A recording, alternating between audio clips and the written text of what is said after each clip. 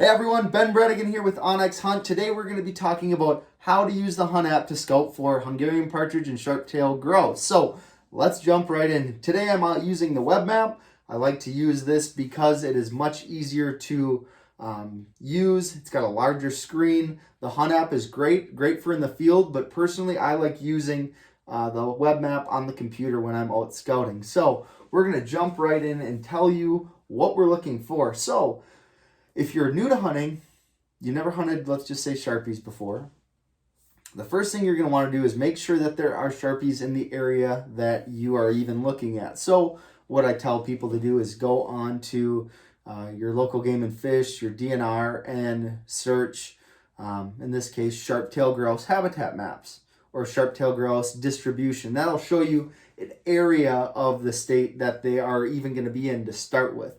And a lot of the times the states will have harvest data. They'll have reports on what areas are doing better.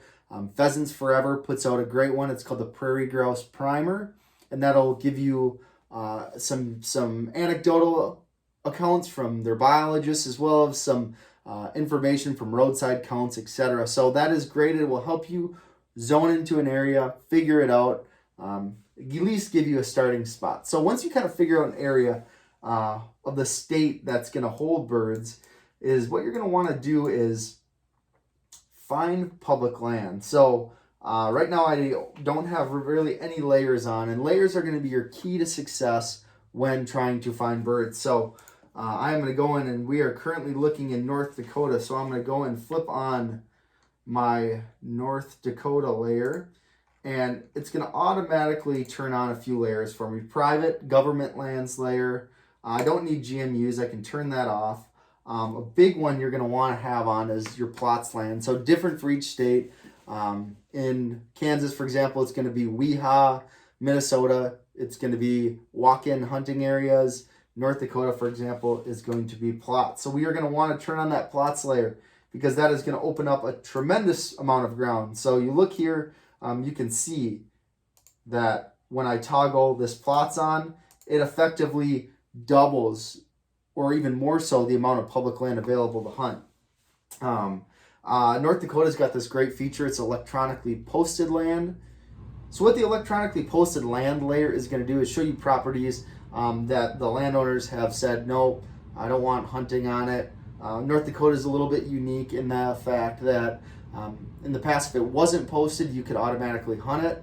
What I tell people is, if you can, go talk to the landowners. A lot of the times, especially when it comes down to Sharpies and Hungarian Partridge, they don't care as much about that as they would, say, for example, deer or even pheasants. So it's nice to know, though, because if you turn this on, you can see areas that definitely aren't gonna, typically let you hunt on it. So we're gonna be talking about public lands for the most part, though. Another good one to have on, trails, motorized roads and trails, depending on what part of the country you are in. So we're gonna kind of hone in and look at what makes good Sharpie and Hun habitat. So I'm just gonna dive in here and start looking at the map. So Sharpies are looking for a very certain type of grass, and Tyler Webster and myself put out a video a few years ago about how to e-scout for Sharpies that you might want to look at. The link will be down in the description if you want to watch that and see what some of this cover looks like. So what you're looking for is grass that is less than knee-high generally, and it's almost thick. So grass that you're tripping in walking, kind of matted a little bit. But you also, like, if you think of good pheasant habitat where it's waist high or more, that's not going to be good Sharpie habitat. That's not where you're going to find the birds. Another great point is another area to find them, depending on what part of the country you're in, is finding berries. Snowberries, choke cherries, buffalo berries, whatever you want to call them. Great for finding birds. A lot of the times if you're out hunting, I would almost walk patch to patch to patch to find those birds, because that's where they were going to be. Now you go to Nebraska, and that's a little different. You're going to be hunting a lot of rolling shortgrass prairie, say in the sandhills, for example. But we're talking North Dakota here. So as we're going to zoom in on the map, what I'm looking for are areas that have those patches, and Also have the right grass height. Now, how do you find the right grass height? One of the best ways to do it is my rule of thumb is darker is going to be thicker, lighter is going to be thinner. So you're looking for areas that have thin spots on top and darker spots in other areas. So one other cool feature to use is if you go into the 3D map, this will give you kind of a look at what the property is like. And relatively this area is going to be pretty flat. So a new really cool feature we just launched that is so helpful is this 3D exaggeration. If you click in the bottom right on your web map, you can go and exaggerate these terrain features, and this is looking like it's pretty flat. So when I'm looking for good Sharpie stuff, I personally want something a little bit more rolling. You don't see any patches of berries here. It's just a lot of low spots. This, when you're talking about berries, like this might be patches of snowberry right here. This might be some stuff. So this is a potential to hunt. Not the best looking stuff I've ever seen. So we are going to keep moving on and try to find some different areas on public land that look good. See this is looking a little bit more interesting here because you can see that there's some high spots or some low spots with a thin cover. This might be a little bit overgrazed. You see all the cattle trails. A lot of the times, honestly, how you can tell is seeing rocks. So I'm seeing these rocks right here, and that means there's not enough cover to even cover them up. So we're gonna keep trucking on and trying to find a spot to hunt here.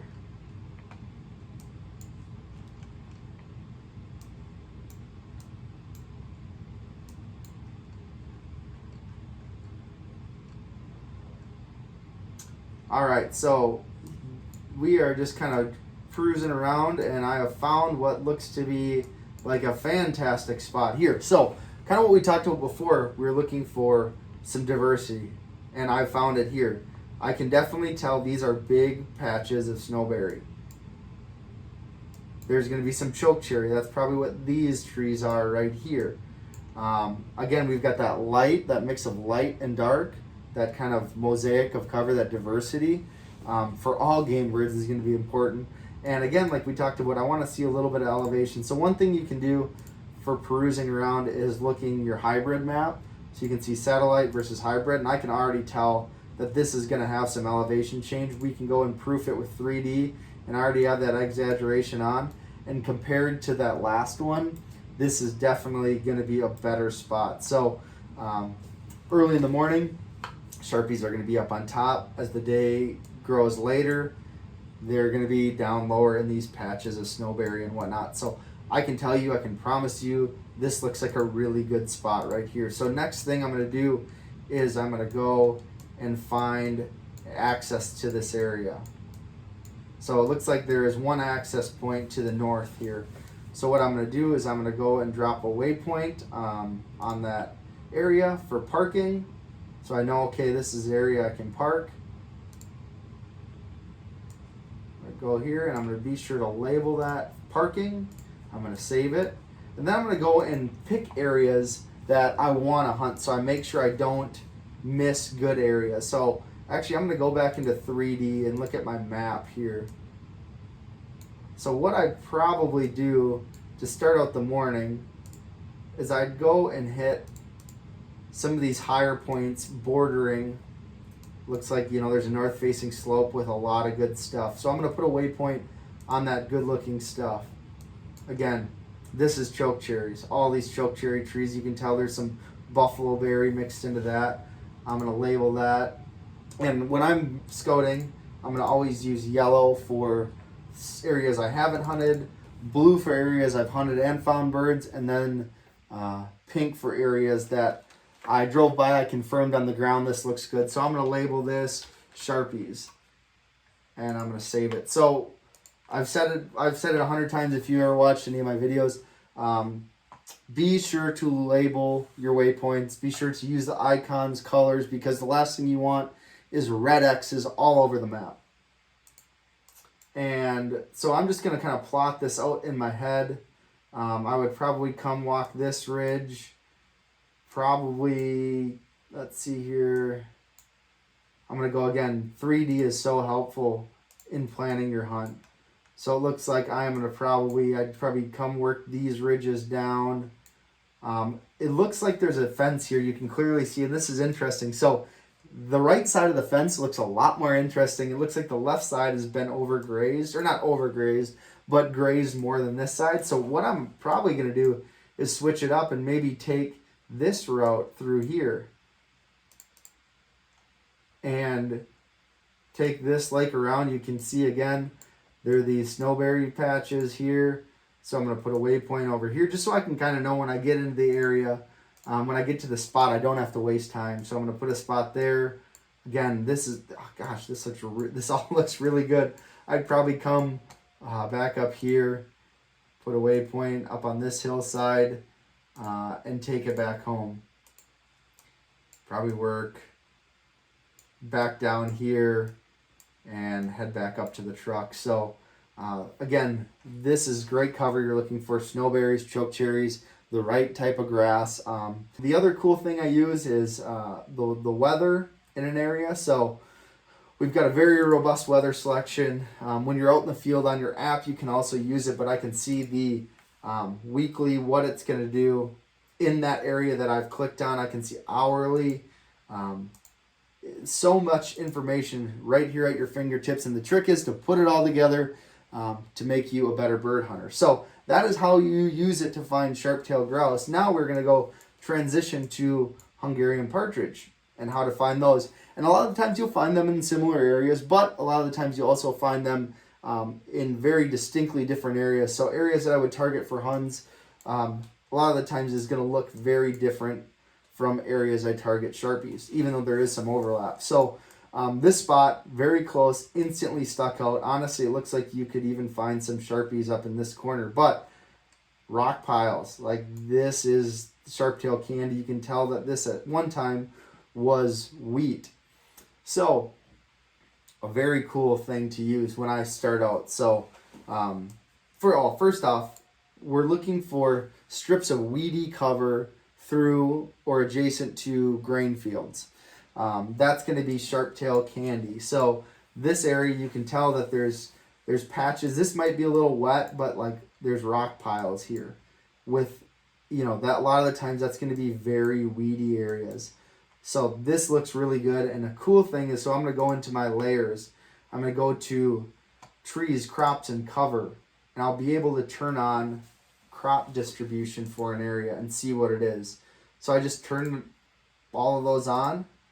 I'm going to click, and this was planted in soybeans. So soybeans aren't as good as corn and wheat, but a lot of the times they're going to rotate those out.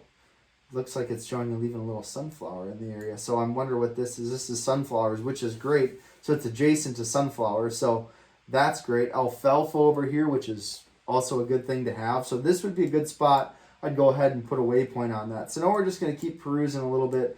What I'm really looking for is like wheat or other grains like a canola or something like that. So I'm going to go up here. Again, look at this. This looks fantastic. Well, you probably find, again, Sharpies over here, but these weedy areas, you can tell it's rocky. There's, again, that kind of, that they look like weeds. It doesn't look like it's been sprayed. Some of these little belts here.